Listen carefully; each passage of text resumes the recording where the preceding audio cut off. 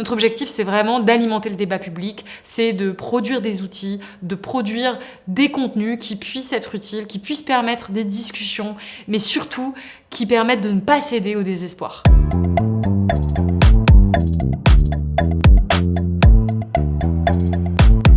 Je suis fière aujourd'hui de pouvoir m'inscrire dans un travail collectif où on est plusieurs à vraiment avoir une réflexion, à produire de nouveaux contenus, à produire des pistes de résistance que j'aurais pas pu faire individuellement.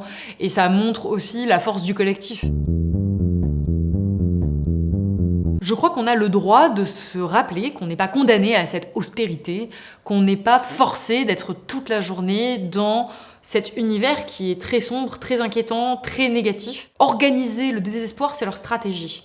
Ça organise la démobilisation. À partir du moment où on pense que de toute façon c'est fini, où on est dans un état de torpeur en fait généralisé, on n'arrive plus à bouger, on n'arrive plus à faire changer les choses, on n'arrive plus à se mobiliser. Je crois que parmi les pistes de résistance que nous avons, une des premières à laquelle nous devons accéder, c'est notre capacité de réaccéder à cet espoir, d'avoir de la joie en imaginant ce qui pourrait être autrement, et aussi d'avoir de la joie dans les résistances telles que nous les organisons.